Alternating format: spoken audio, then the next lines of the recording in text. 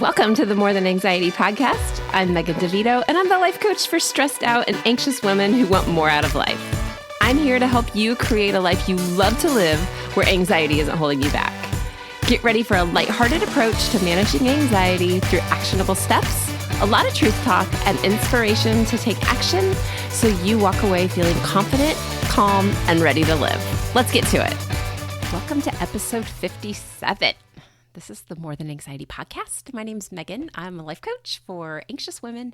And this week, I'm really excited to bring my anxiety awareness workshop to you. This is going to be a different kind of episode because it's going to be pre-recorded from Zoom. It might sound a little different, and the content might be a little different because I'm presenting this as part of a workshop that I did that taught the people on the workshop that I'm going to teach you, of course, common and uncommon symptoms of anxiety so that you know what you're feeling is, yes, actually normal and sometimes not common, but still totally normal. You'll also learn some common triggers, the connection between your mind and your body, and how to really identify anxiety inside of your body. And you'll also know the first step in listening to what anxiety is trying to tell you. This is going to be an interactive experience on the workshop that I want you to be able to grab some paper and pen so you can do the steps that I present in this episode of the podcast, which is really the same thing as the workshop. So enjoy, and I would love to hear your comments and your questions.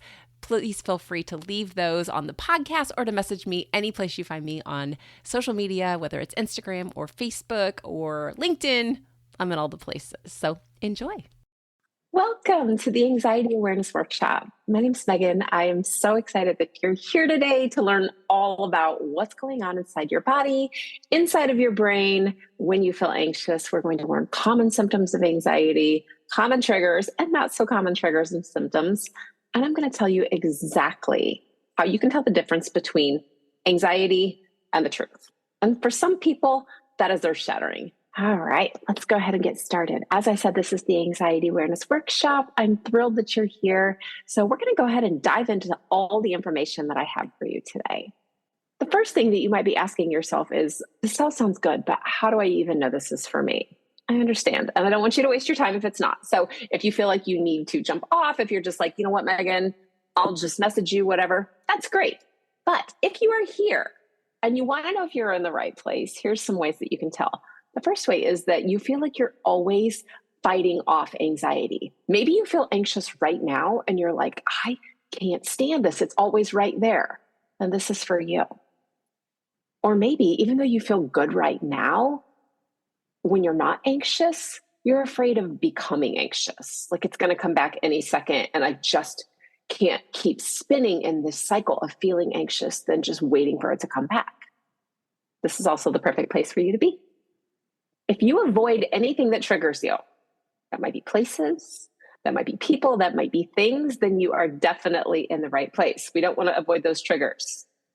It's kind of a spoiler alert. If you don't trust yourself, and this might look like, I don't trust myself to make the right decision.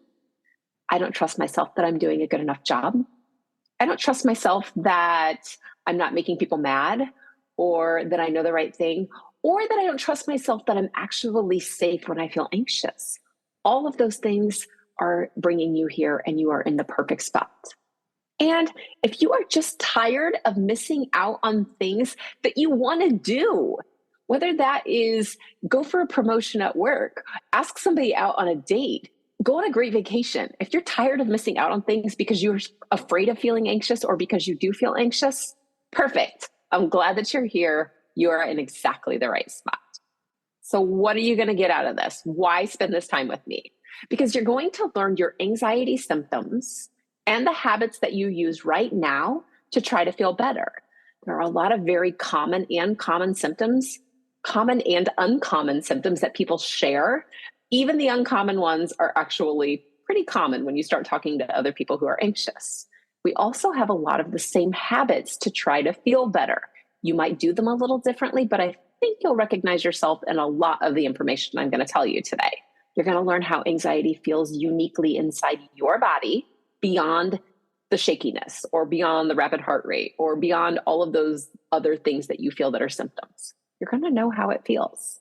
You're also going to be able to describe how anxiety looks or sounds or feels and maybe even tastes inside your body so that you can start listening to it and paying attention to what it's trying to tell you. This will all make sense before we get to the end, I promise. And you will have the first step in learning how to trust yourself instead of your anxious thoughts. It's a big deal. So welcome. If we've not met before, I'm Megan, and I'm a former anxiety junkie. And what I mean by that is I spent about 30 years of my life going from incredibly anxious to just waiting for it to come back. I started getting health anxiety back when I was in about the third grade. I think I was probably like 9 years old-ish, 10 years old. And I remember being anxious. I actually remember a note falling out, like a little sticky note falling out of a stack of papers that my teacher had. And it said, always sick on it. And part of me thought that was really mean of her to say. And the other part of me thought, but I am. And I don't know if it was that or something else, but something tripped a trigger in me. And I developed really intense health anxiety. I like to joke that I've had every single disease under the sun, but also absolutely none of them. So I have been very blessed in that sense, but also we'll just go ahead and say blessed because it's brought me here to you today. I'm also a mom. I have 4 kids. My oldest is an adult. He is 23. I have a 20-year-old. I have a 17-year-old, and I have a daughter who will be 15 on Monday. So I got 4 kids. I've been married to my high school sweetheart for 25 years.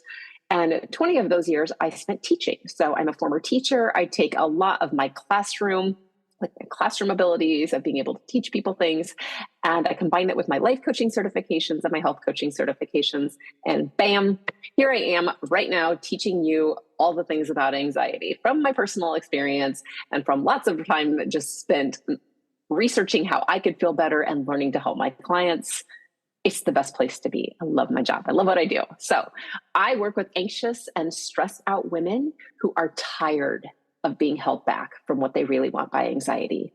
Some of them want to go after the next level of their career. Some of them want to be able to enjoy their relationships. Some of them want to be able to go out and have fun with their friends. Some of them just want to be present with their kids. But all of these women have really big goals and they have really big anxiety that's just in their way. They're high functioning. They're going to work. They're leaving the house. They're not going there, but they're not present. And they don't trust themselves to actually know what they want and that they can have it. Anxiety is sneaky like that. We'll talk a little bit more about that in just a little bit. But I teach them how to love themselves and trust themselves and just to break that habit that anxiety has on them. Anxiety is all biology, right? Like it's all science. It's all what's going on inside of your body and how you feel. But how you respond to it is a habit. And we create those habits in the most loving ways to try to help ourselves feel better, but they actually just make it worse. We'll talk about that too. So here's what's up for today. Here's the agenda or my little syllabus. We're going to learn your symptoms and what the heck is going on. What is going on inside my body that has me feeling like a disaster all the time? And then we're going to feel and meet your anxiety. And what I mean is I want you to pretend like you've got this little pet monster inside of you. You get to meet that monster today. It's a nice monster. It's like Monsters, Inc. It's not like, I don't know, I don't like scary movies. It's not like a mean monster, a bad monster, but it's like Monsters, Inc. kind of monster, okay? And you're going to learn how to take the next step to start to calm that feeling down, to figure out what you actually need and what you're actually afraid of. Because the things that you think, those scary thoughts, that feeling inside of your body, that's just a cover for something else. We'll talk about that. And at the end, you're going to be able to ask questions. If you're not on live, if you're watching this on YouTube, if you're listening to this podcast episode, you are always welcome to reply, to message me, and to comment, and I will answer you. And I'm going to tell you at the end how you can work with me if you're ready to jump in and learn more about calming your body, finding the thoughts, and digging in through coaching. So let's go ahead and get started. If you learn nothing else during our time together, I want you to understand that you are normal. You are so normal. Anxiety is normal. That doesn't mean we like it. And it doesn't mean we should let it be there all the time. But it just means that your body's wired to feel anxious sometimes. It's protecting you. It's keeping you safe. And it does that by telling you something's wrong. The feelings that you have inside of your body are just a note that something is wrong. So let's talk about some of the common symptoms. And by common symptoms, I mean ways that your body feels or things that happen to you when you feel anxious. Anxiety is just that feeling. The rest of it are all symptoms. Okay? Anxiety is a symptom inside your body. Everything else is a symptom. So here's some really common ones that I hear. I hear these from my clients. I've had them myself. I hear people talk about them on Facebook, on Instagram all the time. You ready? These happen a lot. Shaking. Some people get shaking hands. They say, I just can't hold my hand steady. And I know everybody can see it. Some people have shaking inside their bodies where they feel like their guts are shaking. Both of those are normal. It's anxiety. Sweating. Pitting out your shirt in a work meeting. Or breaking out into a sweat when you're just, all of a sudden you're at the mall and you break out into a sweat because you're so anxious. Normal. Embarrassing, maybe, but normal. Brain fog. You might think, what is brain fog? So I want you to imagine that the fog moves into your brain and you just can't see the next thought. I can't put my words together. I don't remember what I was going to say. I forgot. I'm overwhelmed. I don't know. That is brain fog. And that is so normal. I'm going to explain to you why here in a minute too.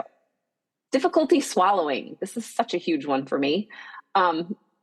Feeling like maybe you're eating your food, but you're anxious, but you just can't make it go down. Feeling like there's a lump in your throat. Very normal. That's an anxiety symptom. Crying. Guilty. Sometimes I cry when I'm anxious. Some people sob when they're anxious. It's okay. It's a release. Crying is normal. Having your heart speed up and beat faster. Totally normal. Shallow breathing.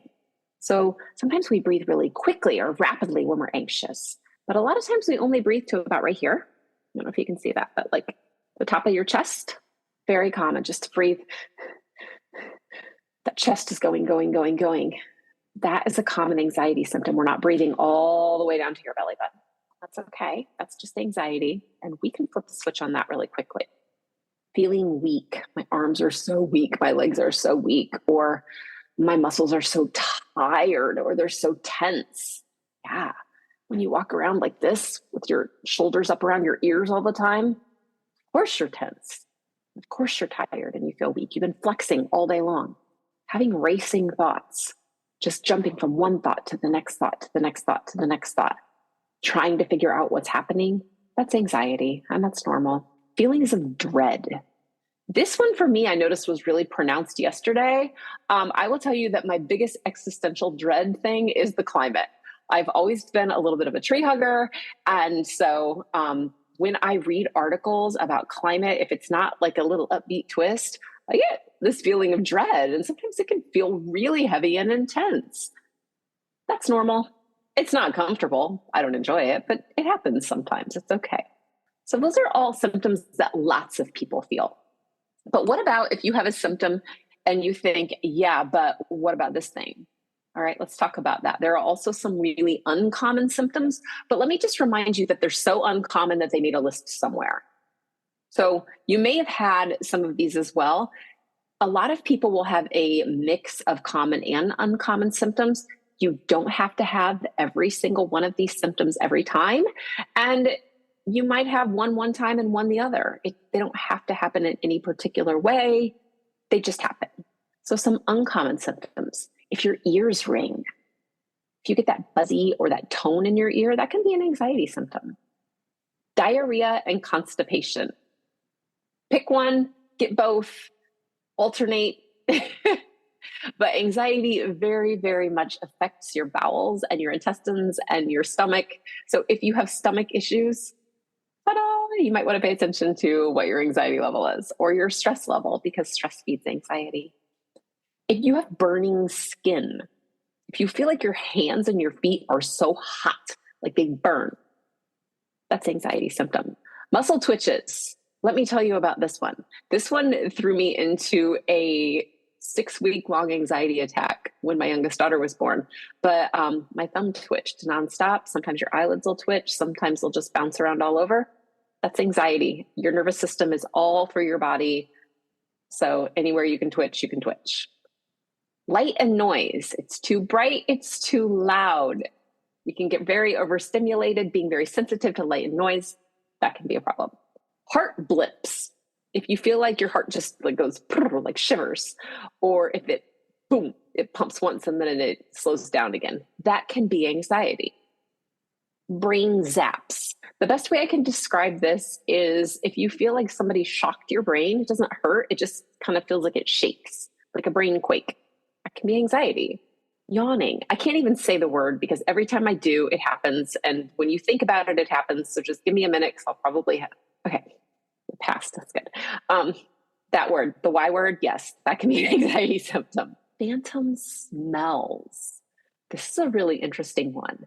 If you always think that you smell fire or that electrical heat smell, that could be BO, you might think you always smell bad. I always smell whatever, vomit, something. Having phantom smells, but not having there actually be something to smell, that can be a symptom of anxiety.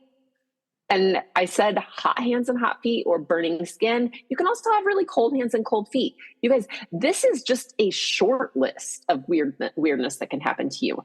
And I'm going to put a little caveat in here.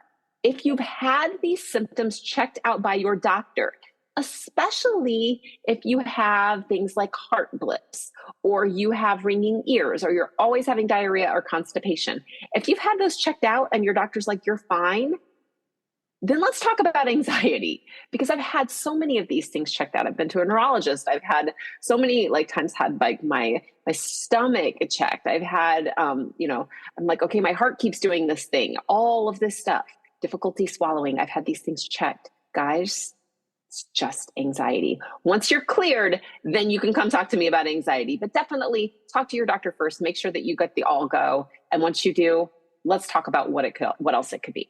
So let's start with why you can't think when you're anxious. One of the things that so many people want to do is they want to think their way out of anxiety. So let's start here. Anxiety, I told you, is a feeling inside of your body.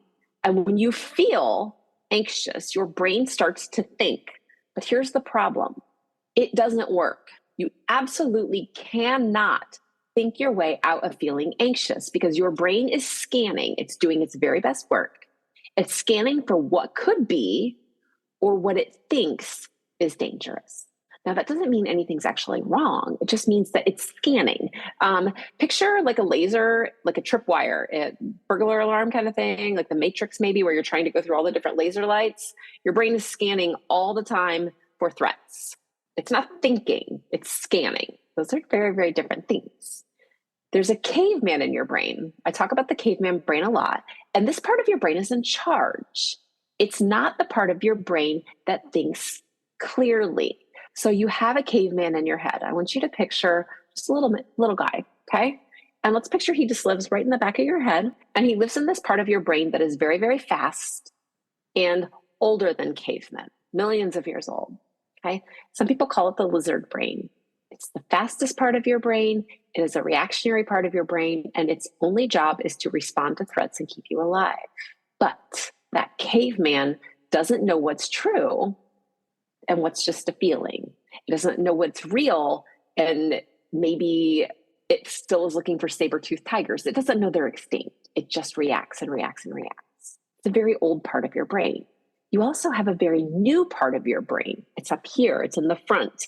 It's the last part to develop. I think it's about between 21 and 25 for women, between 25 and 28 for men, before it stops developing. This is why we see crazy things happen at fraternities.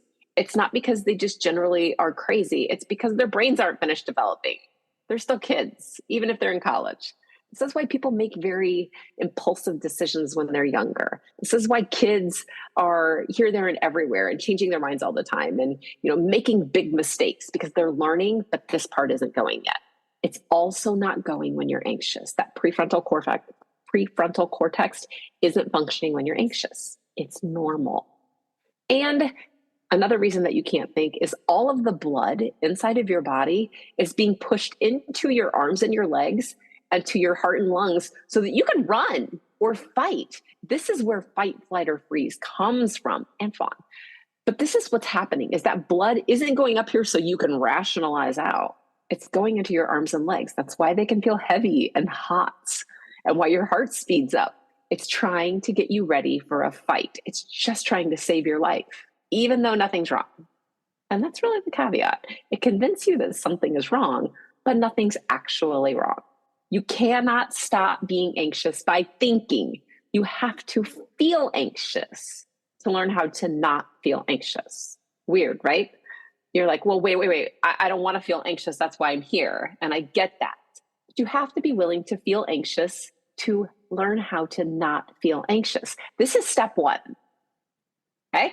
If you're taking notes, grab your paper because we're going to practice. This is important. I want you to remember anxiety is normal. Everybody on the whole planet has experienced it at some point, and it's only what you think about how your body feels that makes it scary. You are safe no matter what. So this is what we're going to do. I want you to pay attention, and I want you to think of something that's bothering you right now. It could be something that you're like, oh, I've been really anxious about this lately. Anything from, I think my coworkers hate me. I think something's wrong with me. I think I'm always going to mess up. I'm not perfect enough. I think I'm a bad mom. I think I'm not smart enough. And I want you to go there. And if you need to, you can just close your eyes. And we're just going to bring up a little bit of anxiety on purpose.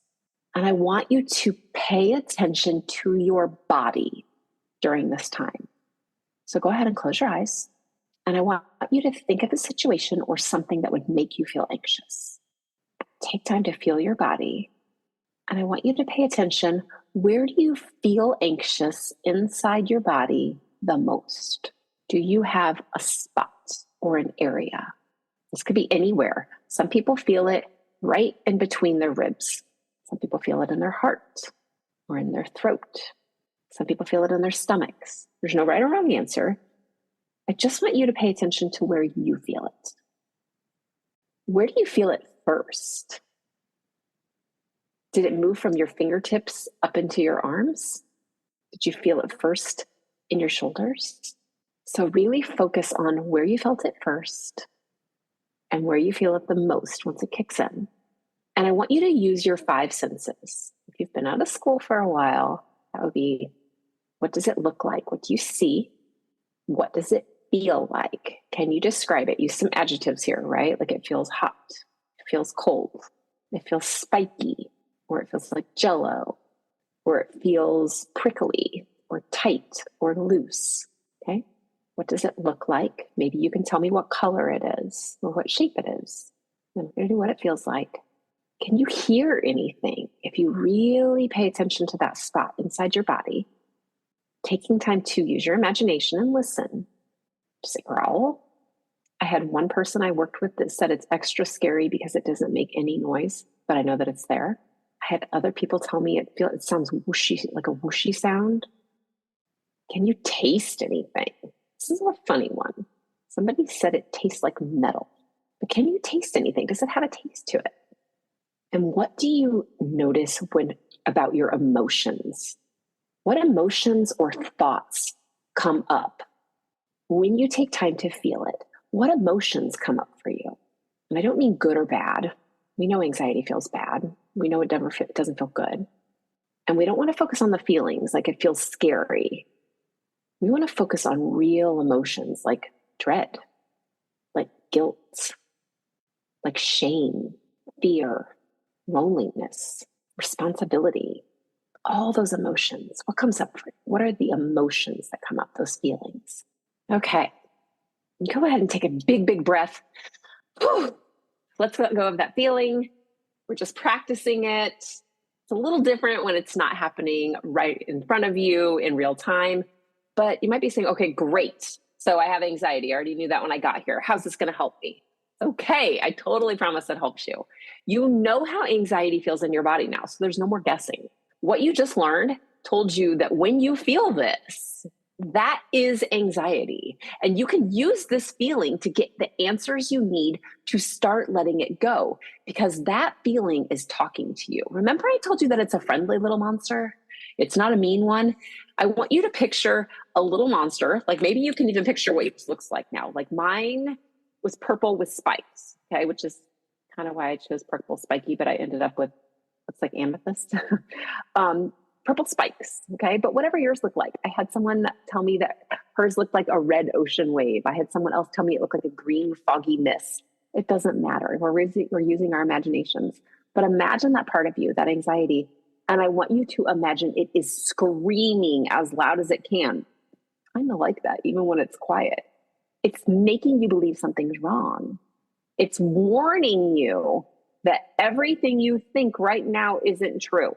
It's saying, hey, I feel like something is wrong, but that doesn't mean anything is actually wrong. So when you feel this feeling, you know that you're not thinking clearly and that your brain is going to start making up stories. And it does that to try to find an answer to keep you safe. Now let's flip the switch on this. Now we're going to try and feel this. I want you to think of something that makes you really feel good. Maybe it's like a vacation that you're getting ready to take.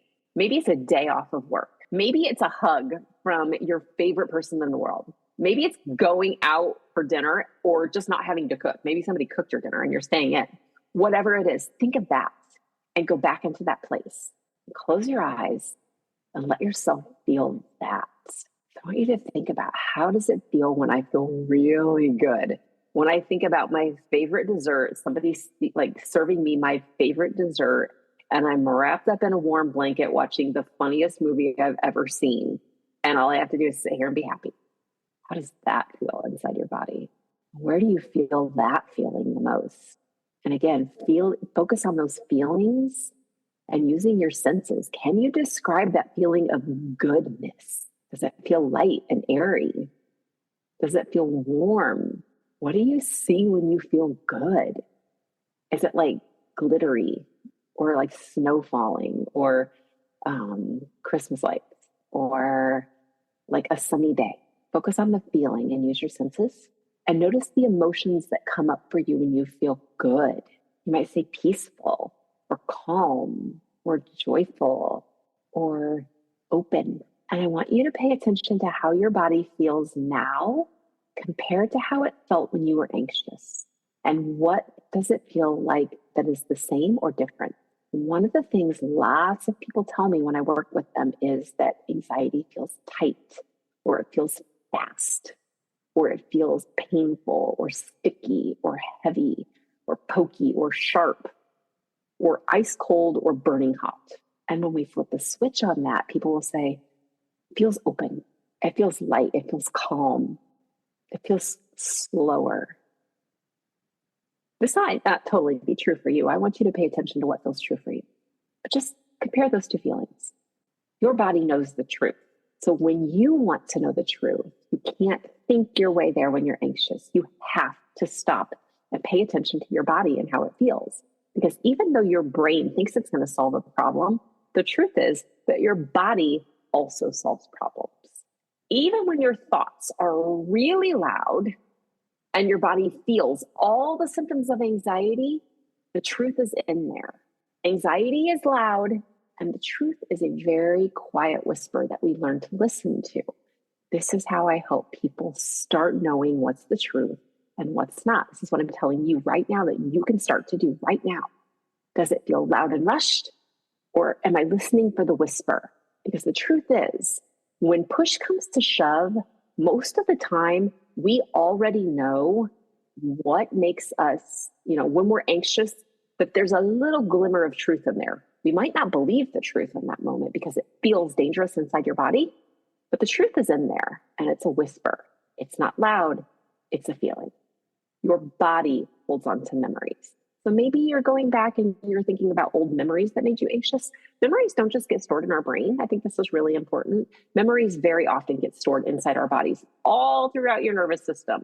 That's why you might get a sore shoulder and it always reminds you of something. Like those memories will just attach themselves. Lots of times we just call this trauma, whether it's big T trauma, and big T trauma would be the kind of trauma that I think we would typically, like maybe stereotypically think of trauma like abuse or a terrible accident or a death or something like that. Or little T trauma, which is my little self when I was younger, just thought things or didn't know how to handle certain situations. You can have little T trauma from everything from your friend getting mad at you and yelling at you to being in a house where, Maybe it was always chaotic and you were just always felt like you didn't know what to do. It doesn't always have to be anything that was like an earth shattering event. It's just that your nervous system couldn't quite keep up at that point, and it hangs on to that to protect you from something happening similarly the next time. Your brain loves to do the same thing over and over again, and it does it fast and on repeat because it's easy and it's kept you alive so far. So it's working really, really well. So you might be saying, okay, great, but now what do I do? This is great. And now I can kind of tell, I know what anxiety feels like. I know what's going on, but now what? Let's talk about what comes next, because anxiety can happen in so many different situations. It might happen when you're in a flooded crowd and you're like, I don't know how to stop it. It might happen as soon as you wake up in the morning and you might just be exhausted and you might just think, I can't do it today. I can't go to work. Some people get it when they jump behind the wheel of a car and they're like, oh my God, there's so many people. And what if I have to go to the bathroom? And what if I'm going to pee my pants, or I don't know what to do? Other people just cry and they get overwhelmed, or they avoid places. Don't look at me, please stop. I can't do this thing at work. All of these things are normal. And here's what's happening. When that little caveman in your brain, remember I talked about that old part of your brain that goes back in time and thinks everything is dangerous and going to kill you? When that part of your brain thinks something is wrong based on the way you feel, it reacts, and it is fast. Remember, I told you it's the fastest part of your brain, okay? So what happens is your body can get an adrenaline rush. That adrenaline rush makes your heart speed up, it makes you breathe faster, it makes your eyes get wider, which is why everything looks louder. It heightens your senses. It says it's time to fight, flight, freeze, or fawn. You've got to fix this. Something is wrong. But here's the truth. I'm 47 and I've already gone through puberty and I've already gone through having babies. And now I'm to that other fun point in the hormone cycle where I don't know what's going on anymore. And sometimes we get adrenaline rushes for no reason at all. Sometimes it just happens. Sometimes we get stressed out at work or at school or in our relationships, and our body builds up cortisol. The more that we're stressed out, the more that we stay awake instead of sleeping to cleanse our body, cleanse our bodies and to get the cortisol out, the more that we eat junk food and clog up our gut, the more that we're trying to make everybody else happy and putting ourselves second, the more our hormones jump around. And yes, guys, even for you, the more those things happen, the more anxiety builds and builds and builds. And since that part of your brain is fast, if you don't recognize the signs and symptoms and you don't get yourself out of that cycle, you're always going to be on red alert. And that's how we get stuck. When you feel anxious, it comes from adrenaline and cortisol and a bunch of other hormones. And it makes you ready to fight, flight, or freeze. My goodness, I can't talk. And when that happens, your brain starts to think about what the heck is wrong. This is the exact moment when we say pause. You say pause and you use one of those grounding techniques that I know that you know, because they are all over Instagram, all over Facebook. You can Google them. This is when things like breathing techniques come in really handy. What can I do to calm down? I'm going to share one with you right now. This is the one that I love the most. It is the simplest one to do, and it's the fastest one. And you can practice it, and you should practice it when you feel good. Everybody wants to say, okay, deep breath. And they breathe in. But you remember, I said anxiety, you're only breathing to about the middle of your chest. Instead of breathing in, I want you to exhale first. You're going to exhale as far as we can, and you are going to squeeze air out until you feel like your body's just going to implode, stuck inside. So you're going to exhale as far as you can, all the way down into your belly. I want you to imagine squishing your belly button against your spine and squeezing all the air out. And then I want you to slowly inhale all the way until your lungs are full. And I want you to hold your breath for 5 seconds. And then you slowly exhale all the way again. Squish, squish, squish, squish it all the way out. Pause. And then take a breath and breathe normally. What that does is it moves your nervous system out of fight or flight and into rest and relax so that you can start to think. Step 1, breathe. That's just one grounding technique. There are tons of them out there. And I would go through the whole list, but I know you guys are totally capable of Googling anything. As a matter of fact, other than grounding techniques, I would encourage you never to Google anything about anxiety or your physical symptoms again, because they're scaring you to death and it's making it worse. It's just reinforcing what you're doing. all of these habits that you have to try to feel better are just reinforcing that really crappy feeling. So if you're avoiding people, or if you're avoiding driving, or if you're cutting out of work early, or if you're always Googling your symptoms or calling your friends to ask if you're okay, the easiest thing you can do is, or maybe not the easiest, the simplest thing you can do is to stop. Is it easy? No, because your brain is going to compel you to keep doing it. We have to create a new way out. This is where I help people. So this is what we want. I want you to be calm. I want you to be relaxed. I want you to be certain and capable.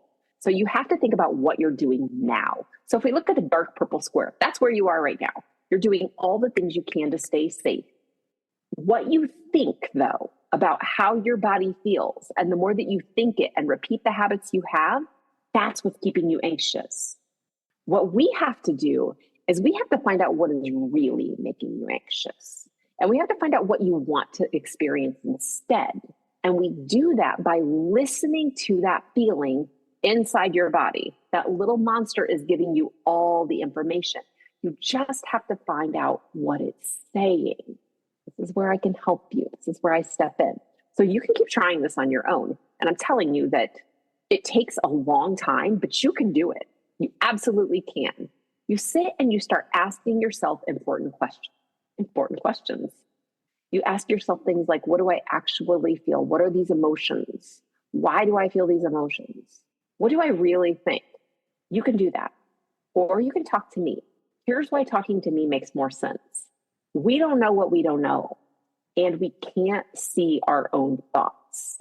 If you can picture a filter, maybe even like a Snapchat filter, where you can't really see what's underneath, you think you know, but you don't actually know. It's really difficult for us to see our own thoughts and catch our own thoughts. This is also true for me as a coach. I have coaches who coach me because they help me see what I can't see. And it's so funny because I was on a coaching call yesterday and being coached in this group with this other group of women, and we're being coached together in this group. And one of the things that even the coach on there said, it's crazy that I will coach you guys on this today, but have to be coached on it myself tomorrow, because we just don't see our own thoughts. We assume they're true and we don't notice them. What I do is I help you find the thoughts. I help you find those things that are making you feel anxious and stay anxious, so that we can start getting to the bottom of what you're actually afraid of. So anxiety isn't just in only one part of your life either. Because when you say, well, I'm just really afraid of giving this presentation at work, it makes me stay up all night thinking about this presentation. But there are other thoughts in there as well. And it's thoughts like, everybody's going to think I'm stupid. I always mess up. This isn't even close to perfect. If I screw this up, I'm going to get fired and then I'm going to be broke. Or maybe you get very anxious about something at work and it rolls over into your relationship with your significant other, or with your kids, or with your parents, or with your siblings, or with your roommates. If you're anxious in one area of your life, it tends to just go right over into other areas.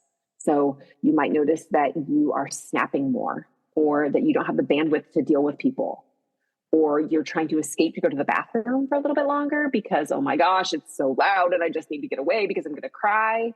You might notice that you're grabbing lots of cupcakes, or you are drinking a lot more wine, or that I haven't smoked in years and I don't know why, but I went out last week and bought a pack of cigarettes. Whatever that looks like, when you are stressed out and when you are anxious, it doesn't just sneak into one area. You just notice it more in one area because there's probably a current situation that's making your body react more than others. So we're going to find all the different places where it starts to sneak in. And when you start changing one area of your life, when you start getting better at noticing as soon as anxiety shows up, when you start saying, okay, wait, I know this feeling. This is horrible. Okay, I need to exhale. We can do that. Then we can start calming that down. We can start creating new habits instead of always calling your mom and saying, oh my God, are you sure I'm okay? Or always asking somebody if you made them mad, or always saying yes when you actually want to say no. You start opening up new areas of your life for change. And it's this incredible butterfly effect. When you change one thing, everything down the line starts to change too. And this is really powerful. So I'm going to bring myself back on screen now, and I'm going to talk to you guys about what it's like to work with me. So I work with clients one-on-one still. There's lots of people who are doing group, and someday I might start doing group, but right now I still work with clients one-on-one. I work with people for 24 weeks at a time, and we talk for an hour a week. And we do that in a very personal back and forth relationship where I get to know you and to know your flavor of anxiety and how anxiety affects you. You can learn more about how it is to work with me by jumping on a coaching consultation. The call is free. It's super simple. And if you are watching this live, you'll notice that there's actually an email in your inbox right now that has the link to my calendar. If not, I will put the calendar either at the end of the podcast or in the comments on the YouTube channel or in the comments on Facebook, and I will share that with you. You can click that link and it will bring up my calendar, and you just choose a time to get on the phone with me. This is what a consultation call is like. You get on, I say, hey, what made you get on a call with me? I'm pretty much exactly like I am right now, except for you can't see me because it's just over the phone. Okay, so we're going to talk on the phone the same way we do the consultation or the same way we do the coaching calls. And I'm going to say, tell me what anxiety is like for you. What's the trouble here? What's keeping you anxious? And you're going to tell me everything that's happening. Like, I don't know, like I notice it here. I notice it there. This is where it's biggest. You're going to tell me what you think the problem is. And I need to know what you think the problem is so that I can help you find it, like find the solutions. And I'm going to say, okay, well, what are you doing right now that works? What's helping you? And you might say, well, you know what really helps? When I get home from work, I have a glass of wine and I just like retreat. Okay. Some other people say, I don't know. What helps me the most is I go run. Amazing. Some people say nothing works. And I say, okay, what makes it worse? We'll talk about what makes it worse. What do you know that you're like, whoa, I am never, ever, ever going to a concert because there are way too many people. And what am I going to do if I have to escape? That might be one. What makes it worse for me is having to go to work and sit next to this person who wears this perfume, and the perfume triggers me and it makes me really anxious and I don't know what to do. And I could never tell them I don't want to hurt their feelings and I think I'm going to have to quit my job or I'll probably get fired. Blah, blah, blah, blah. It all comes out. It's okay. You're just going to talk with me. And trust me, you're not going to tell me much that I haven't heard before or maybe even experienced myself. So I'm going to say, okay, well, what would be better? What would you rather have happen instead? What would you rather experience? Let's talk about what you want. And then it gets to be fun because we get to daydream. Yeah, what would it be like if you had that? What would you do that you can't do now? Why is that important to you? Why would you even want to do that? Okay, well, what else would you like to do? Then we're going to dive into different areas of your life because remember, if anxiety happens in one area, it happens in other areas too. So I'm going to ask you about different areas of your life. And this is a Wheel of Life exercise where we say, okay, how happy are you with this area of your life? On a scale of 1 to 10, how happy are you? If you are a 1, that means it's awful and I hate everything about it. If you're a 10, you're like, it is the best thing ever. Please don't change anything. And you might say, okay, well, I'm a 7 on this one. All right, well, what would it be like if it was a 10? Tell me what a 10 would be like. So I'm going to ask you about different areas. And this is where we see anxiety saying, okay, well, does that make you anxious? Is this a different feeling? Tell me more about that. I'm going to ask you why a lot. Tell me more a lot. And you just get to tell me what's up. And at the end of the call, we're just going to find where you are and where you want to be and how you can get there. We're going to say, okay, this is where we are. This is what we're doing now. This is what's not working. Instead, this is what will help you.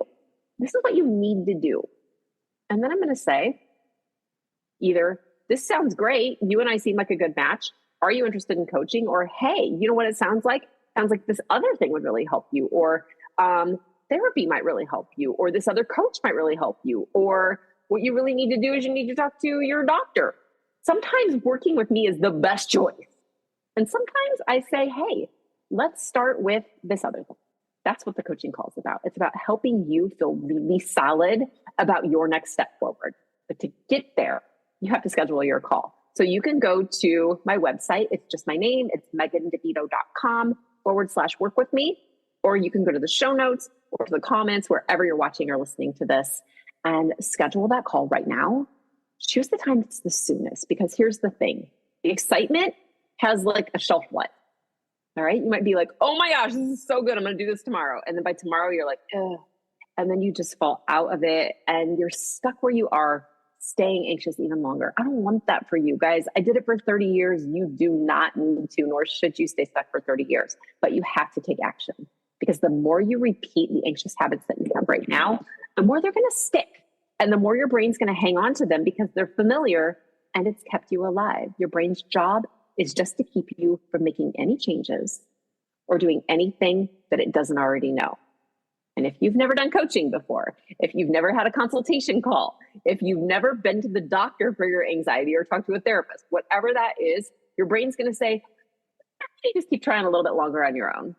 Let's just keep doing it the way we've been doing it and see if something changes. However, that's also the definition of insanity. So let's not. Let's take action in some way, shape, or form right now. Jump on a call with me, schedule that call, and let's talk about how I can help you recover. I hope this was really beneficial for you. I have loved doing this presentation today.